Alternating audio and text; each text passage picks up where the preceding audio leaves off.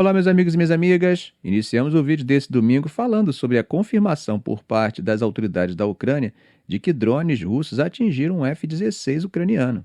Isso mesmo, nesse domingo a Ucrânia confirmou que um piloto de F-16 morreu ao tentar repelir um ataque russo massivo envolvendo centenas de drones, mísseis de cruzeiro e mísseis balísticos. Segundo a Força Aérea da Ucrânia, esse piloto conseguiu abater 7 alvos aéreos durante a missão. Mas no momento do último abate, o caça foi atingido, perdeu altitude e o piloto, infelizmente, não teve tempo de ejetar. O jato já estava danificado e ele ainda tentou desviar da área urbana, evitando que o avião caísse em cima de uma comunidade. Segundo a própria Força Aérea, o piloto usou todas as suas armas de bordo e abateu 7 alvos aéreos. Ao destruir o último, sua aeronave foi atingida e começou a perder altitude. Segundo a Força Aérea Ucraniana, essa foi a terceira perda de um F-16 desde que os ucranianos começaram a operar esses caças de fabricação americana no ano passado. Aí até hoje Kiev não divulgou oficialmente quantas unidades realmente possui, tá?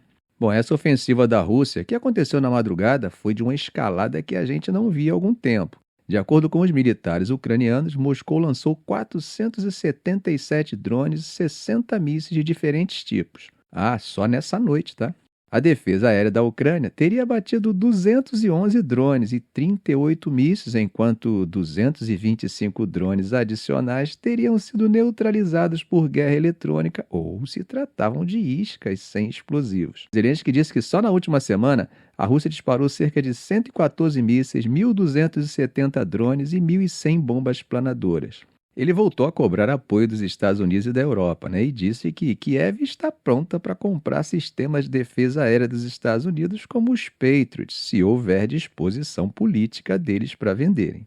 Bom, nós chegamos a comentar aqui no canal que Trump, depois de uma reunião com Zelensky na cúpula da OTAN na semana passada, falou que estava avaliando o pedido ucraniano por mais baterias Patriots, mas por enquanto nada foi decidido. Os ataques russos da madrugada atingiram diversas regiões do país. Em Kiev, como a gente já viu em outras ocasiões, moradores se abrigaram nas estações de metrô, enquanto o som de tiros de metralhadoras antiaéreas e explosões se espalhava pela cidade. Em Lviv, que fica no oeste e é menos visada normalmente, os bombardeios também deixaram marcas. Segundo o governador local, a ofensiva teve como alvo infraestrutura crítica, ou seja, algo mais estratégico. Em Cherkasy, no centro do país, o governador Ihor Taburetes relatou que 11 pessoas ficaram feridas, incluindo 2 crianças. 3 prédios residenciais e um colégio também foram atingidos. Em Ivano-Frankivsk, também no oeste, uma mulher ficou ferida. Já nas regiões de Mykolaiv e de Dnipropetrovsk, instalações industriais foram atingidas. E em Poltava, os ataques danificaram parte da infraestrutura ferroviária. Enquanto isso, do lado russo, a agência estatal RIA Novosti afirmou que um ataque com drone ucraniano matou uma pessoa na parte russa da região de Luhansk.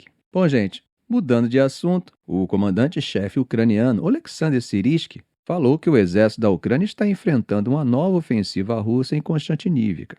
Syrskyi publicou no Telegram que a situação ao redor da cidade está bem crítica. Segundo ele disse, o inimigo está avançando em direção à cidade. Bom, Konstantinivka, que já vinha sendo duramente atacada há meses, agora está com sua infraestrutura em colapso, O governador da região já fez um apelo para que os civis que ainda permanecem na cidade evacuem o quanto antes. E não é só Konstantinivka que está sob ataque. Viktor Terubov, porta-voz das forças ucranianas no leste, declarou à agência Ukrinform que tanto essa cidade quanto Pokrovsk, um pouco mais a oeste, se tornaram os principais focos das ambições estratégicas do Kremlin. Nas palavras dele, são o principal palco das batalhas e das ambições estratégicas de Moscou. Por outro lado, do lado russo, o Ministério da Defesa afirmou nesse sábado que suas tropas conseguiram capturar a vila de Chervona-Zirka, mais ao sudoeste, já perto da fronteira administrativa com a região de Dnipropetrovsk. Bom, mudando de tema, segundo o chefe da espionagem russa, Sergei Naryshkin, ele e o diretor da CIA, John Ratcliffe, mantiveram uma conversa telefônica recentemente, e os dois concordaram em manter uma linha de contato aberta para discutir questões de interesse mútuo. A declaração foi feita numa entrevista ao repórter Pavel Zarubin, da televisão estatal russa.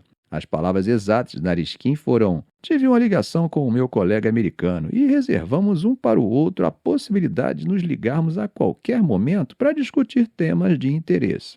Agora, gente, vamos lembrar quem são esses personagens, né? Nariskin comanda o SVR, o Serviço de Inteligência Estrangeira da Rússia, que é herdeiro direto da primeira direção-geral da antiga KGB.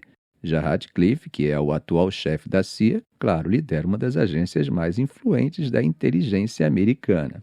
E por mais que essa conversa entre os dois possa soar como algo protocolar, né? O contexto geopolítico dá a ela um peso bem diferente. Desde o início da guerra da Ucrânia, as duas agências, CIA e SVR, intensificaram não só suas operações de campo, mas também campanhas públicas de recrutamento de agentes, algo que raramente era feito de forma tão escancarada antes da guerra. E isso é importante, primeiro, porque uma linha direta entre os chefes de espionagem de Washington e Moscou acaba sugerindo que, apesar de toda a rivalidade, os canais de comunicação continuam funcionando e talvez até mais do que entre os setores diplomáticos tradicionais. Segundo a imprensa russa, a última ligação conhecida entre Nariskin e Ratcliffe tinha ocorrido em março desse ano. E aí vai lembrar o histórico do SVR, né? Estamos falando de uma agência que, junto com suas versões anteriores, conduziu algumas das operações de espionagem mais marcantes e danosas da história contra os Estados Unidos. Casos como o de Julius Rosenberg, que ajudou os soviéticos a obter segredos nucleares, e os famosos espiões infiltrados como Robert Hansen e Andrew Ames, que traíram centenas de agentes americanos durante a Guerra Fria.